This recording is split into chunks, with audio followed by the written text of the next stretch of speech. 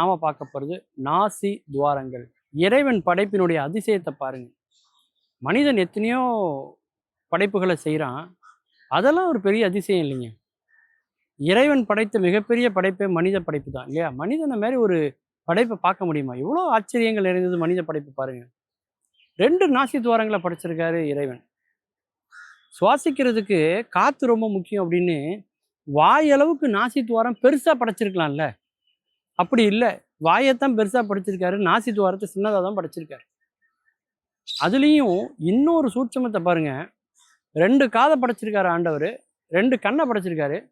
2 காதுக்கு இடையில உள்ள தூரத்தை பாருங்க, கொஞ்சம் தூரம் இருக்கு. 2 கண்ணுக்கு நடுவில் கூட கொஞ்சம் தூரம் இருக்கு. ஆனால் 2 நாசிக்கு நடுவில் தூரம் ரொம்ப குறைவாக வைத்து படைக்கப்பட்டிருக்கு. அப்போ இதுக்கெல்லாம் என்ன காரணம்? எதனால இந்த 2 நாசி துவாரம் இருக்கு? அது ஏன் பக்கத்து பக்கத்தில் இருக்கு இல்லையா? அது எப்பேற்பட்ட ஒரு அதிசயமான ஒரு உறுப்பு தெரியுமாங்க? நம்ம நினைச்சிட்டு இருக்கோம் 2 நாசி துவாரத்து வழியா நம்ம சுவாசிச்சுட்டு இருக்கிறதா.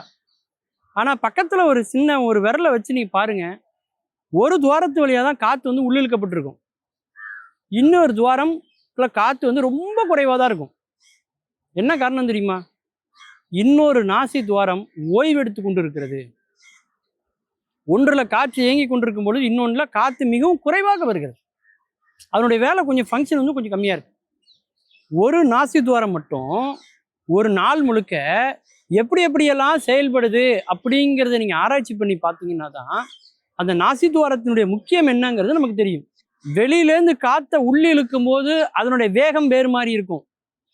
உள்ளே போன பிறகு காற்றினுடைய வேகம் வேற மாதிரி மாறும்.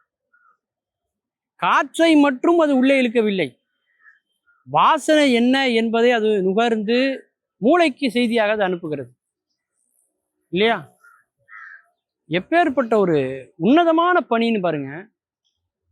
அந்த சுவாசம் வந்து நுரையீரலுக்கு காற்று அனுப்புது. நாசியில சுவாசம் மாறி மாறி வர வர நுரையீரலுக்கு போகக்கூடிய காற்றினுடைய ஓட்டத்திலும் மாற்றம் இருக்கிறது. பெரியவங்க தான் சூரியக்கலை சந்திரக்கலைன்னாங்க. வலது நாசியில சுவாசம் போனால் சூரியக்கலை, இடது நாசியில போனால் சந்திரக்கலைன்னாங்க. 2க்கும் நடுவில் போகுது அப்படின்னா அது வந்து சுழுமுனைன்னு சொன்னாங்க. ஆனால் அப்படி எல்லாராலையும் சுவாசிக்க முடியுமானா முடியாது. 2 துவாரத்தின் வழியாகவும் ஒரே நேரத்தில் காற்றை உள்ளே இழுப்பது என்பது முடியாத ஒரு காரியம். அது ஞானிகள் சித்தர்கள் போன்ற பயிற்சியினால வரும். இந்த துவாரமே ரொம்ப சிறியதான ஒரு பாதை தான். அந்த பாதையிலையும் சில நேரத்தில் மூக்கடைப்பு ஏற்படும், சளி தொல்லைகள் ஏற்படும். அப்படிப்பட்ட சூழ்நிலையிலையும் பார்த்தீங்கன்னா அந்த நாசியினுடைய செயல்பாடு என்பது எப்படி இருக்கிறது அப்படிங்கிறது ஒரு பெரிய ஒரு அற்புதமான ஒரு பணின்னு சொல்லலாம். இது மட்டும் இல்லைங்க, வைரஸ் தொற்றுக்கள் ஏதாவது வந்துச்சுன்னா, நுண்ணிய கிருமிகள் ஏதாவது வெளியில் இருந்ததுன்னா, அந்த தூசு அதை மட்டும் இல்லை, நுண்ணிய கிருமிகளை முதற்கொண்டு வடிகட்டக்கூடிய ஒரு சிறப்பு அம்சமும் அந்த நாசியில் இருக்கு. அப்போ காற்றை சுத்தப்படுத்தி தூய காற்றாக்கி அதில் உள்ள கிருமிகளை எல்லாம் வந்து வடிகட்டி காற்றை உள்ளே எடுத்து கொண்டு போகிறது. ஒன்றுக்கும் ஒரு குறிப்பிட்ட அளவு இருக்கு. நம்ம ஊரில் கால் கட்டு போடுன்னு சொல்லுவாங்க இல்லையா? என்ன அர்த்தம்? கல்யாணம் பண்றது இல்லை கால் கட்டு. கால் என்பது காற்று, காற்றை கட்டுவது என்று அதற்கு அர்த்தம். மூச்சை அடக்குவது என்ற அர்த்தம்.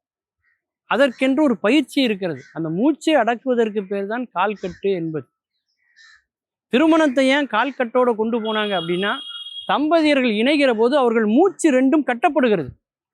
ஒருவர் மூச்சு இன்னொரு மூச்சோட கட்டப்படுகிறது. அதனால தான் அதுக்கு பேர் கால் கட்டு என்று பெயர். அப்போ ஒரு மனிதன் எத்தனை ஆண்டுகள் வாழ வேண்டும் என்பது எதை வச்சு முடிவு செய்யப்படுகிறதுனா, சுவாசிக்கிற சுவாசத்தை வைத்து தான் முடிவு செய்யப்படுகிறது.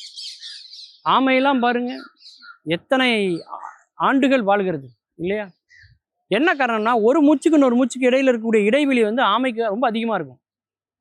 அப்போ நம்முடைய மூச்சு சுவாசம் வைத்து தான் ஒரு மனிதனுடைய வாழ்நாளே முடிவு செய்யப்படுகிறது அப்படின்னா, எப்பேற்பட்ட உன்னதமான உறுப்பு நாசி துவாரங்கள்னு பாருங்க. மீண்டும் பல புதிய தகவல்களோடு அதில் அறியப்படாத பக்கங்களோடு உங்களை சந்திக்கிறேன். நன்றி, வணக்கம்.